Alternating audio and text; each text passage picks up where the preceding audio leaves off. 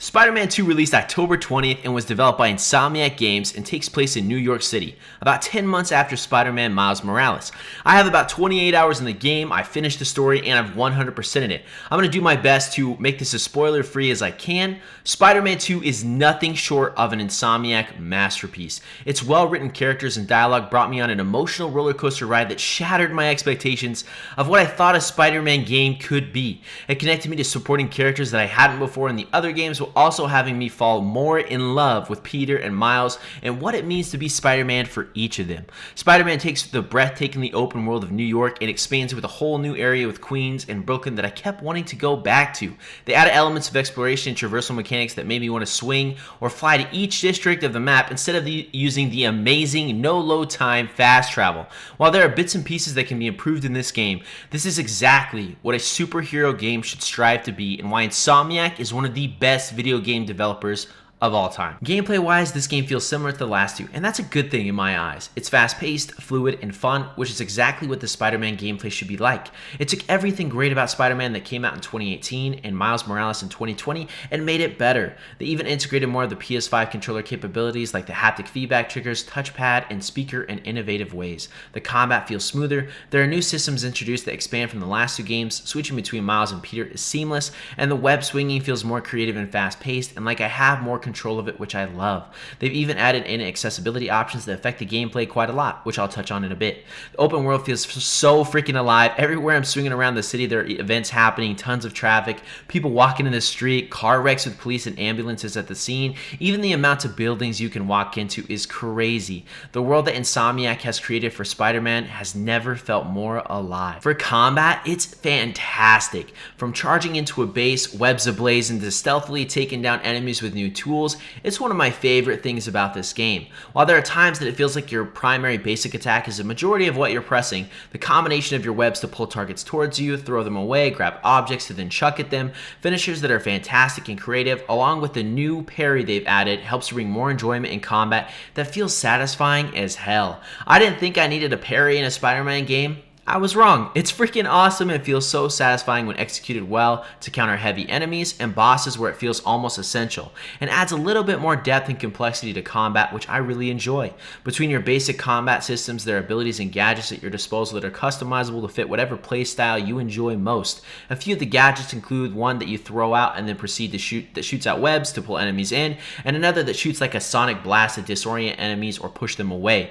All gadgets are universal, which means both Miles and Peter will have the same ones. Abilities are Miles and Peter specific, but have similar effects, including anything from singular punch type moves to yanking enemies up in the air, pushing them away, and ultimates that do massive amounts of damage or that make you do consecutive finisher type moves or become just stronger overall. What's really cool about this though is that you can have 4 abilities at one time, but actually customize which abilities you want to use and combine as you progress through the game. It's awesome. It feels like you grow stronger as you continue to power up and help separate Miles and Peter from feeling the same. Although Miles' lightning powers and Peter's long-awaited symbiote powers do that just fine, it's still great to have. Between all the abilities, your swinging, web zipping, basic attacks, and gadgets, you have an arsenal at your disposal to deal with different types of enemies you'll encounter throughout the game. Along with having fun gadgets and unique abilities for Miles and Peter, you have a skill tree for each one and a shared skill tree. Each skill tree can add more depth to your basic attacks, such as adding an extra chain to your web slinging capabilities, buffing current abilities, and some skills even add a new traversal mechanics like slingshot for both characters that you can use at any time you're on the ground to then launch yourself at an insane speed and a pretty far distance, or a loop-de-loop that people have been wanting for a long time. The skill tree is easy to navigate through and understand, which is awesome. The biggest thing and one of my favorite things that Spider-Man 2 introduces though is your web suit. Being able to jump off a skyscraper and deploy your web suit and soar through the sky for such a long distance, or just to use it to bob and weave through buildings, has got to be one of my favorite mechanics added in a video game ever. To think in a game where I can literally swing around a beautiful city at a fast speed, where I felt so free and it was exhilarating, to then add in another traversal mechanic that I definitely didn't think I needed, and for it to be executed so well blows my mind. You'll have to let me know what you guys think of the websuit down below. The only small complaint I had in terms of gameplay was the lack of variety of enemies and how difficult some enemies were over others. I think they did a good job with multiple factions, but I wish there were one or two more, and it does feel like some of them are much more difficult than others, and I wish there was less of a gap between them. Without spoiling anything, the story is executed in a way that feels like you're not just playing as Spider-Man, you are Spider-Man. Miles and Peter both have compelling stories that dive deeper into why they care so much about the city, what they've gone through, how they're different, and even the fears that they're struggling with that makes you feel more connected to the characters. Peter still has his awesome sense of humor with his witty quips and puns that made me chuckle throughout the entirety of the game, and Miles has the charm and heart that makes you root for him to succeed. The distinct differences between them both allows for a deeper emotional connection than we've had, but also provides them with the importance of helping one another as they deal with new and badass enemies such as Kraven and Venom. The story of these new villains are written so well and have such a good build up, and boy oh boy do they deliver. There were many moments that had me at the edge of my seat screaming, "Holy shit, this is awesome!" or even becoming slightly emotional at parts. It's not just our main heroes and villains that are written well, but also the supporting characters such as Harry, MJ, Genki, and Haley. They have their own distinct personalities and goals that intertwine with the main story very well. Just like in Spider-Man 2018, you can play as MJ, and while it did slow down the game a bit, it added new elements and importance of stealth that I thoroughly enjoyed. Not to mention the voice acting for every character in this game is outstanding. The boss battles complement the story, making use of the newly introduced gadgets and abilities in a way that brings everything together.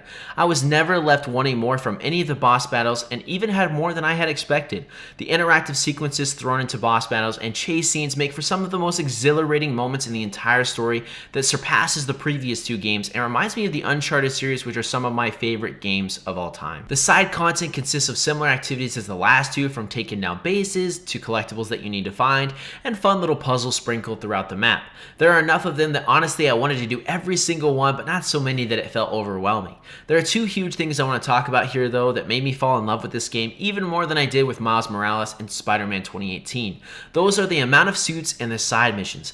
There are over 60 suits in this game between Miles and Peter that can be earned from leveling up, completing side content, including other Spider-Man, new designs, and some related to other heroes. I change my suit about every 30 minutes to an hour, and I'm not exaggerating. It was so much fun to check them out, use them in combat, and see them in story cutscenes. As for the side missions, this is honestly where Spider-Man jumped to my Game of the Year contender. The amount of depth and storytelling in these side missions make you connect to our two heroes even more, and tell us new stories from the supporting characters. They're fun, cute, thought-provoking, and some even have special surprises. They are excellent. For endgame, if you're interested, besides the side content, if you haven't completed it yet, there's not a lot else, sadly, and unfortunately there's no new game New Game Plus at launch. However, they do plan to release it this winter before the new year, and you bet your ass I'll be coming back when they do. This game performs so well. No FPS drops regardless of fidelity at 30 FPS or performance at 60, and thankfully a very smooth launch, which can't be said about many games as of late. There's no doubt that Insomniac took advantage of the PS5's awesome solid state drive and have made it so there are no load times or screens ever. From fast traveling to the other side of the map, switching between Miles and Peter seamlessly, it saves so much time and makes you feel more immersed in the game. Visually is probably where I have more complaints than anything else. The game is gorgeous, don't get me wrong, but the default settings make the game's colors feel slightly washed. Thankfully, the amount of customization between brightness, contrast, film grain, fidelity and performance, and chromatic aberration brings back the vibrant world that I love. Another small complaint is how the characters look at times during cutscenes, and certain lighting that could have been executed a little bit better, but the game still looks really good. A lot of people have mentioned they don't like Peter's remastered look. I disagree, and actually I like it. I enjoy it a lot, though that might be an unpopular opinion. Overall, great launch, performs amazing, and is very appealing visually. I wanted to highlight the accessibility in this game. You can tell that accessibility in this game is something that the Insomniac team really cared about and prioritized. They have quite a few difficulty options ranging from friendly neighborhood to spectacular to help with people that are new to games like Spider-Man or veterans that like a challenge. They have many gameplay features for all types of players with adjustable game speed, swinging, steering assistance, fall damage, stealth awareness, simplifying puzzles, auto healing, and more. They have common options to turn off like camera shake, motion blur, and camera speed, speed. Subtitles are clear and even have adjustable size and colors, which is fantastic and something more games should be doing. That should be the default. For audio, they've done a great job of being able to customize the usual game volume, voice volume, music, etc. But they also have a high and low frequency cutoff that will disable too high or too low of frequencies. They don't have a screen reader unfortunately yet, but they are looking to bring that with an update in December. Overall, seems like Insomniac, yet again, is trying to bring their game to as many people as they can, which I always commend them for. I'm giving this game a 10 out of 10. While there are some small flaws, this game exceeded my expectations, and I had very, very high expectations. It delivered in every way I wanted it to, from combat, side activities, story, boss battles, and accessibility. Insomniac Games not only did all of the stuff that I knew would be good, but they did it even better. It also added new elements like multiple suit options that I felt like I needed, side missions that made me fall in love with New York and the supporting characters, and boss battles that felt so satisfying. I couldn't be happier with Spider-Man 2. It was worth the money I spent on it, and without a doubt worth my time, and hopefully yours too. Thanks for watching.